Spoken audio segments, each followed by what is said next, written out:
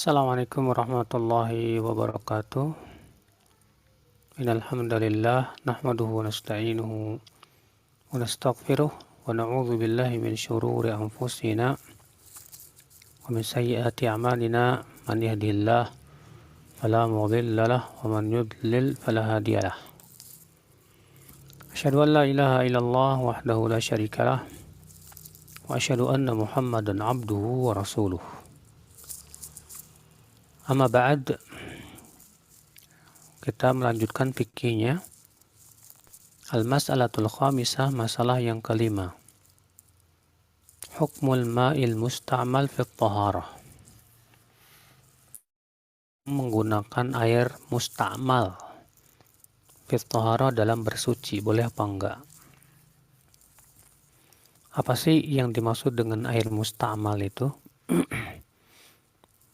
Musta'mal itu artinya sudah dipakai. Artinya air yang sudah dipakai.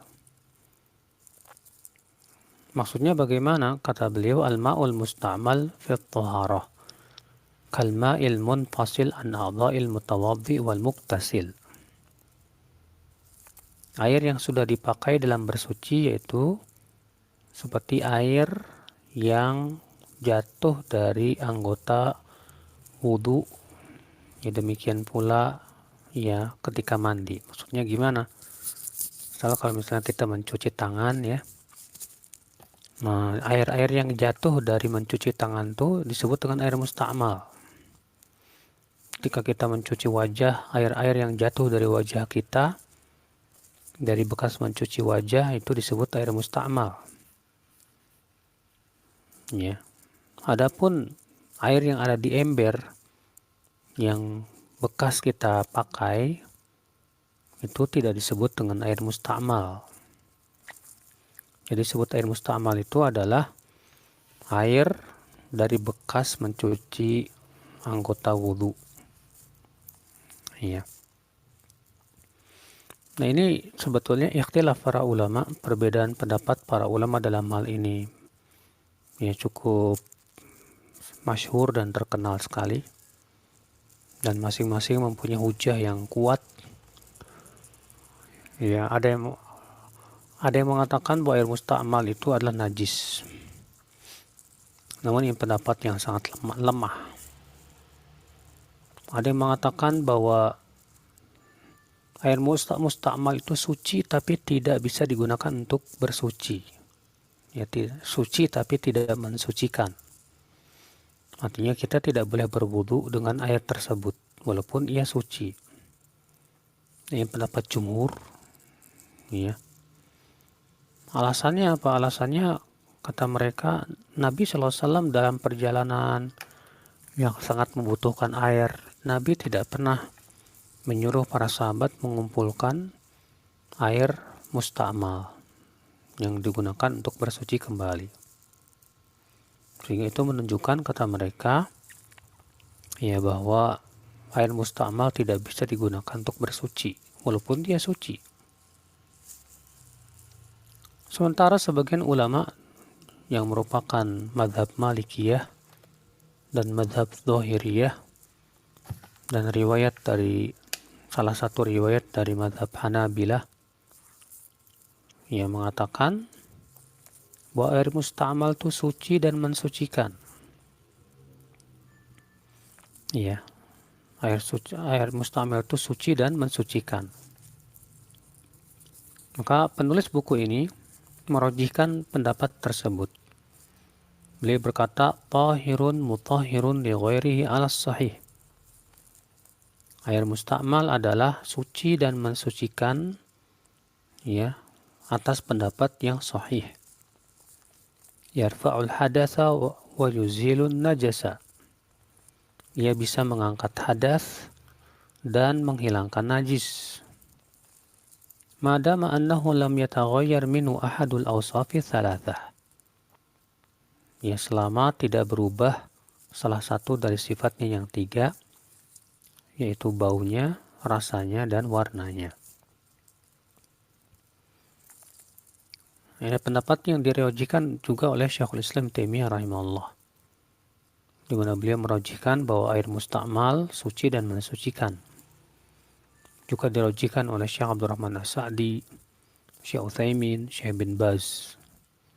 Jadi mereka semua memandang bahwa air mustakmal itu suci dan mensucikan. Dalilnya apa?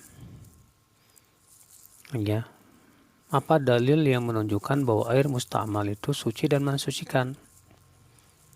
Kata penulis buku Wadalilut Thaharati, dan dalil bahwa ia adalah suci,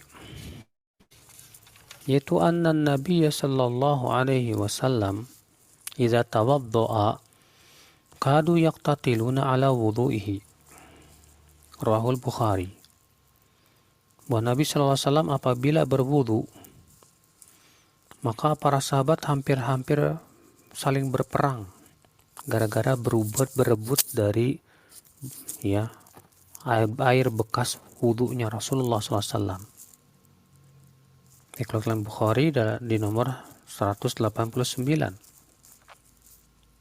Ya, kalaulah itu najis seperti yang dikatakan oleh sebagian orang, ya tentu para sahabat tidak akan berperang padanya, berebut padanya. Dalil yang kedua, wali annahu sallallahu alaihi wasallam sabba ala Jabirin min wudu'ihi idza kana maridan. Dan juga karena Nabi sallallahu alaihi wasallam pernah mengguyurkan kepada Jabir bin Abdullah saat ia sakit dari air bekas wudu Nabi. Jadi Nabi sallallahu alaihi wasallam berwudu, lalu air yang mengucur dari anggota tubuh Nabi SAW bekas mencuci anggota wudhunya itu terkumpul di bejana, lalu diguyurkan kepada Jabir bin Abdullah yang sedang sakit. Walau kana najisan lam yajuz fi'lu dzalik. Sebab kalau itu najis, kata beliau, tidak boleh Nabi melakukan perbuatan itu. Dalil yang ketiga apa lagi? Wali anna Nabiya sallallahu alaihi wasallam wa ashabahu wa nisa'ahu kanu yatawadda'una fil aqdahi wal atwar. Juga dikarenakan Nabi SAW dan para sahabatnya dan para istrinya, mereka dahulu biasa berwudu di qadah. Di qadah itu gelas, bejana untuk minum. Wal atwar, dan dari atwar itu jamak taur. Inaun yushrabu fihi, itu bejana untuk minum juga. Wa yaktasiluna fil jifan, dan mereka biasa mandi juga dalam jifan. Jifan itu jamak dari jafnah, jenis dari bejana juga. Nah, di situ Nabi SAW para sahabat Nabi SAW mereka bersama-sama berwudu dari satu bejana. Wa mithlu hadza la yaslam min rashashin yaqa'u fil ma'i minal musta'mal atau minal musta'mil. Yang seperti ini airnya pasti tidak selamat dari percikan yang jatuh ke dalam air dari air yang sudah digunakan tersebut. Sehingga itu menunjukkan bahwasanya air musta'mal itu suci. Waliqauli sallallahu alaihi wasallam di Abi Hurairah, waqad kana junuban. Dan juga Nabi sallallahu alaihi wasallam bersabda kepada Abu Hurairah yang sedang junub, ilnan mu'min la yanjus, mukmin itu tidak najis. Wa idza kana kadzalika, maka apabila hal itu seperti itu,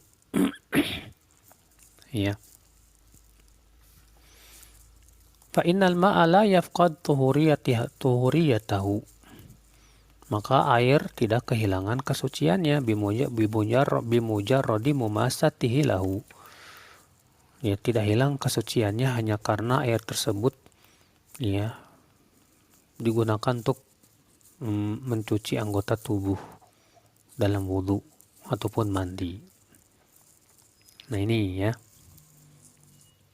demikian pula dalil yang menunjukkan bahwa air air musta'mal itu suci dan mensucikan, itu hadis Nabi Shallallahu Alaihi Wasallam.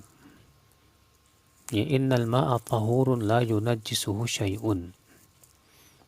Sesungguhnya air itu tahur, suci dan mensucikan.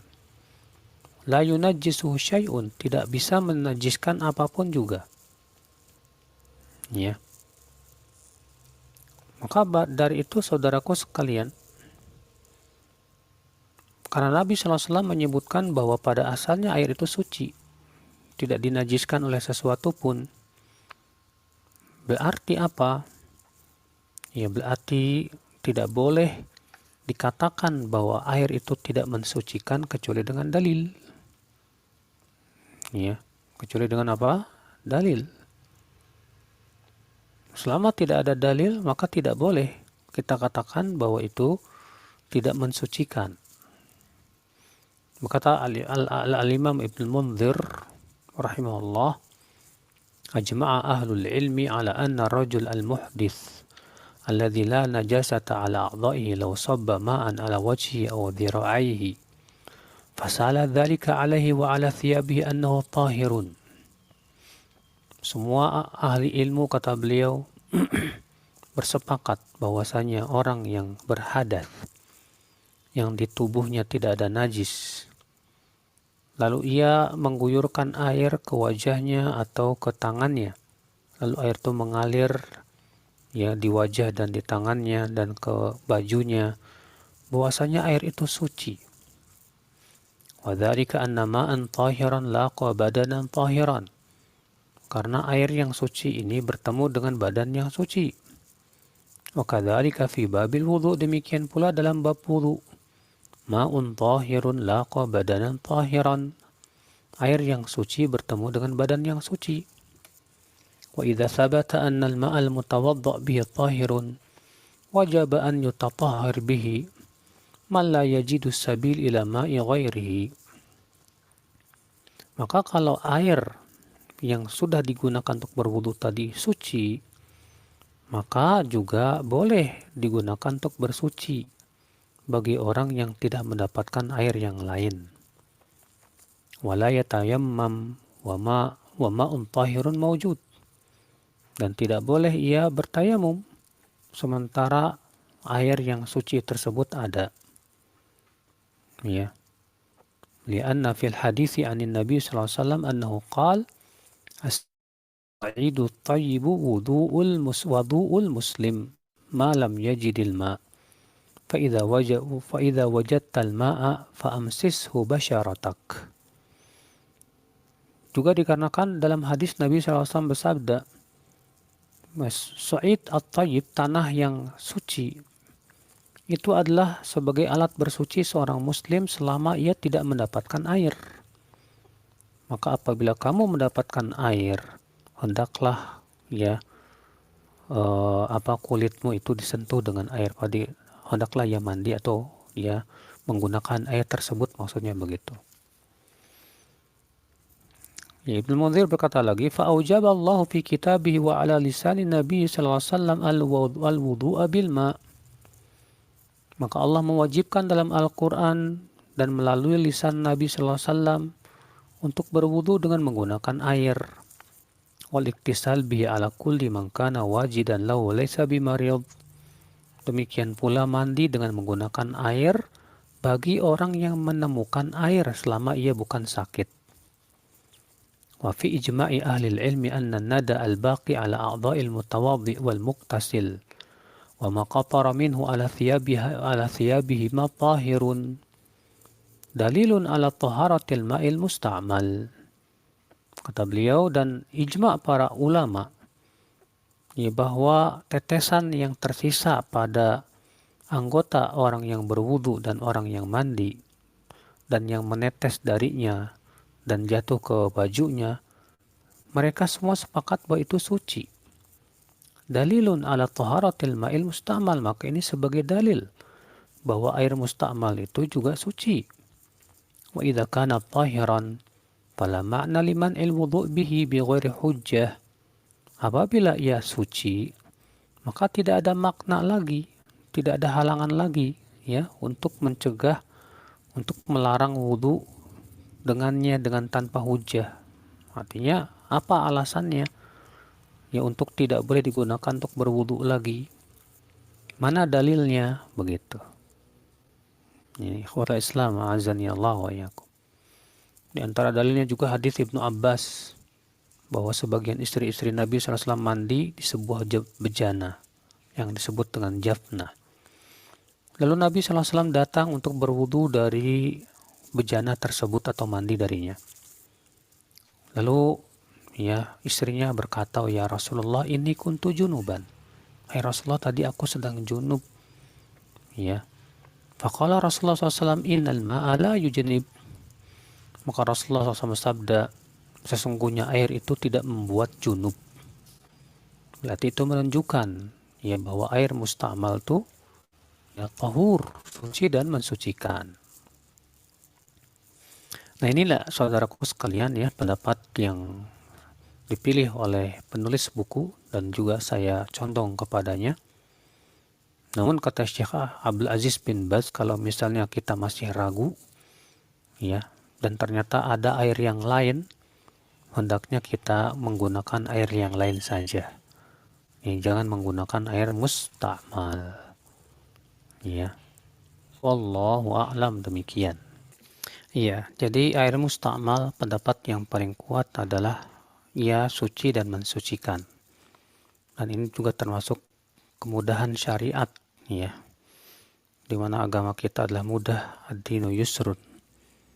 Maka dari itu ya juga sesuai dengan kaidah bahwa pada asalnya air itu suci dan mensucikan. Tidak boleh kita katakan bahwa air itu tidak suci kecuali dengan dalil. Ya demikian, semoga Allah menambah kefakihan kita dalam agama dan memberikan kepada kita istiqomah di atas sunnahnya, di atas dinnya. Wabillahi taufik. Assalamualaikum warahmatullahi